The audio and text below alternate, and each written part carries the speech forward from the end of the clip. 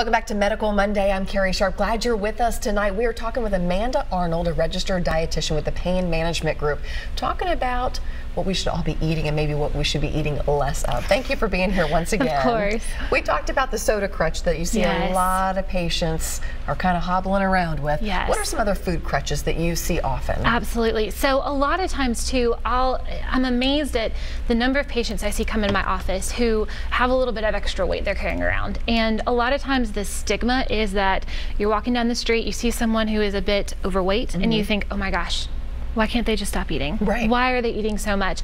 But the reality is a lot of times what I hear is, I'm eating 1 meal a day. I have a poor appetite. And really, what happens there is you've got someone who's basically put their body into this hibernation mode. You know, eating 1 meal, the recommendation is 3 meals a day, or 5 to 6, depending on your schedule. And that's really what I tell patients is, should I eat 3 meals or should I eat 5 to 6? And I'm like, do whatever fits best in your schedule.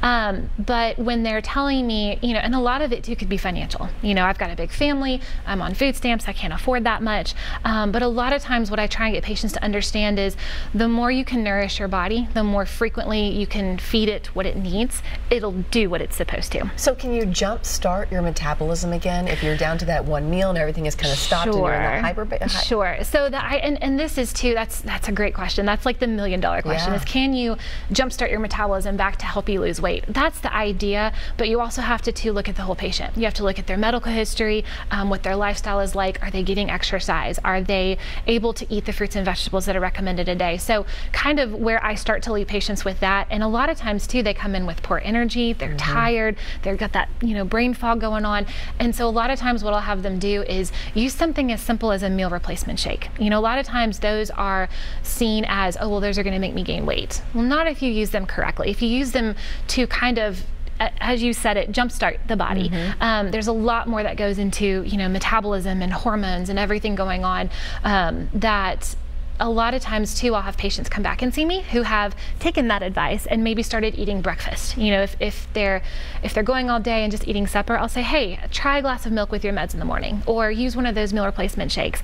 And they'll come back to me in about a month and they're like, I tried what you said and I actually have more energy during the day. Wow. Or yeah, it makes my sense. appetite's coming back. And those are some of the signs to me that the body's kind of waking up a bit. Sure. Because if you think about it, if there were a fast going on, we would not be feeding ourselves. And so the body would go from burning this many calories a day down to energy saver mode. And there's a lot of things that shut off in the body, the appetite, the weight burning, metabolism processes. And so as you start to renourish the body with the right foods and the right portions, you can, the idea is hopefully turn back on your metabolism and get back into that normal routine. Okay, let's talk more about meals and proper size and all that in just a second. But first, let's hop to Kelly on the line. Hi, Kelly. What's your question tonight? Hi. Yes. Well, like many people, Thanksgiving is my absolute favorite holiday. Yes. So I just was curious, are there any any dishes that I should absolutely avoid, or are there certain dishes that I should absolutely eat?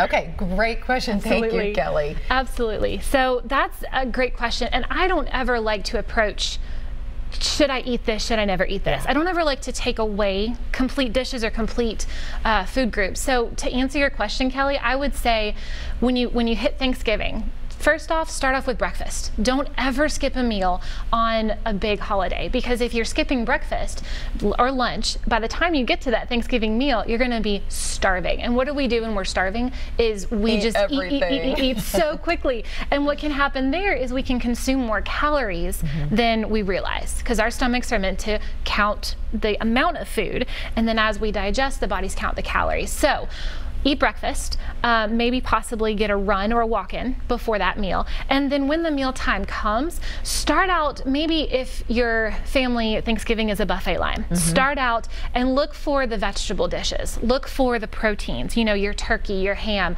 maybe even deviled eggs. Or if there's, you know, some families do green beans.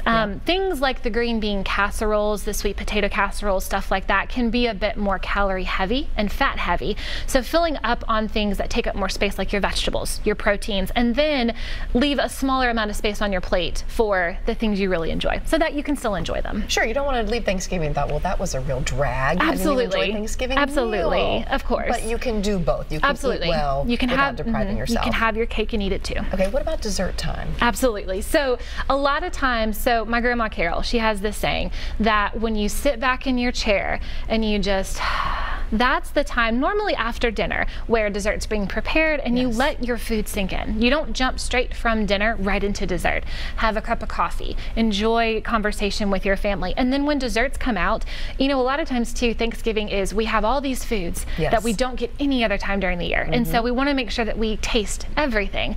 And so what you can do is have, if you want to taste everything, have a very small piece. Have a bite. Don't go for the whole slice of pie for everything. Or if you're a pumpkin pie, apple pie person, you know, enjoy it. So desserts are not off limits, but you also want to make sure that you're not going into dessert feeling full and then overdo it to where you get that, I call it Thanksgiving syndrome, where you're sitting back, unbuttoning the pants, and just food coma. Yes, absolutely. You can't function anymore. Absolutely. And I would think that the same advice would go if you're going to a buffet or going to a party where there's a big spread. Absolutely. You gotta like survey it all before you dive in, right? Of course, yeah. Make your game plan. Yeah, exactly. Have a game plan ready. I mean, athletes don't go into a game just willy-nilly and let's go win the game. Right. They have a plan. They have plays. They've got a plan set up so that they can succeed at the end. Let's face it, we know what the healthier dishes are. Of course, absolutely. We know that going for the veggie tray is the smarter thing to do. Of course.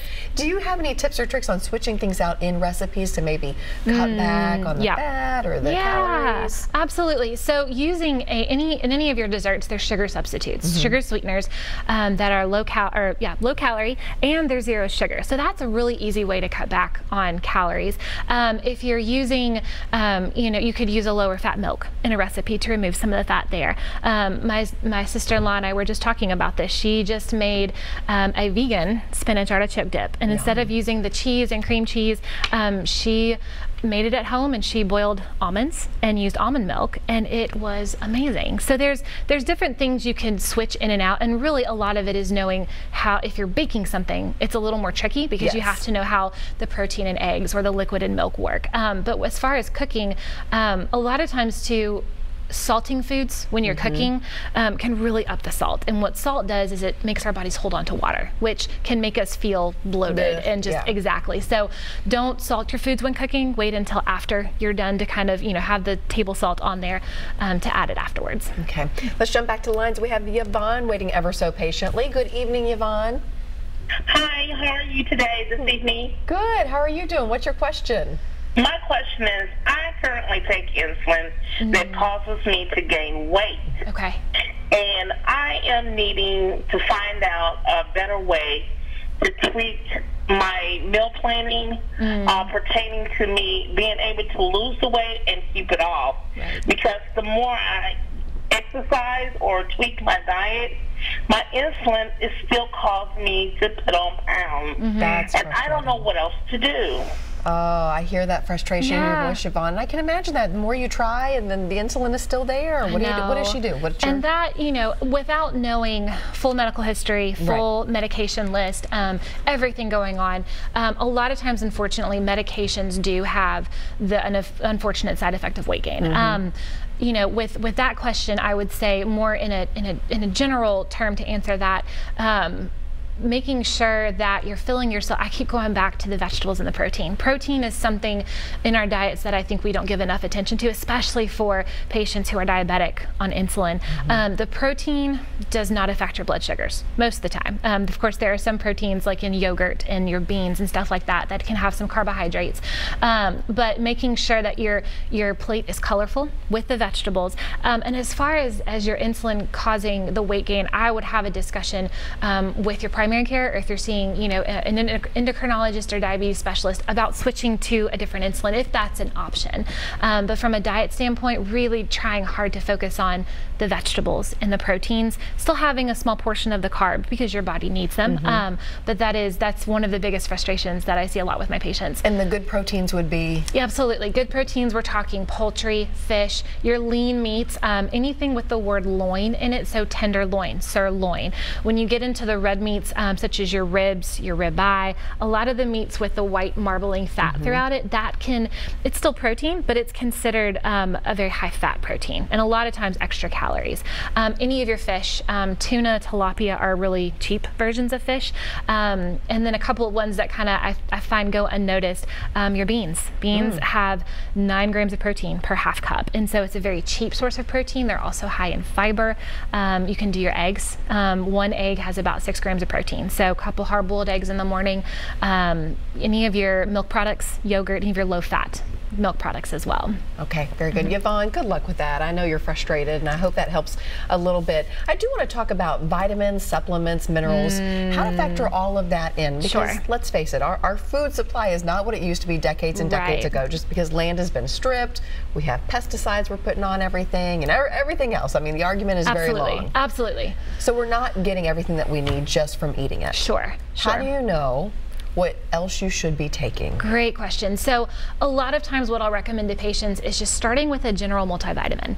It doesn't have to be the super fancy expensive Centrum or Silver. Those are great, but for a lot Are they great though? I mean, because some research has said you've got to really check which vitamins are legit. Absolutely. And so a lot of times the stand I come from is we absorb most of our vitamins and minerals best from our foods. And so I've read research on that our food supply is not as nutritious as it once was. So, a cup of spinach 50 years ago does not look like a cup of spinach today. And so you're asking yourself, should I take an iron supplement? Do I need a calcium supplement? First thing I would recommend is going to your primary care doctor and getting some blood work done. Really dig in and see which vitamins, minerals are deficient. The big ones, the hit words are the vitamin D, vitamin C, calcium, iron. Especially in women, we see a lot of vitamin D and calcium, and for our bone health as well. And so a lot of times without seeing specific blood work, it's hard for me as a dietitian to really recommend and a lot of times too, I'll see primary cares recommending, hey, take 50,000 IUs of vitamin D. And that's something that I would want a primary care to monitor, because they're going to be drawing the blood work. They're going to be watching the levels to make sure it doesn't go into a toxicity, which can cause other problems as well.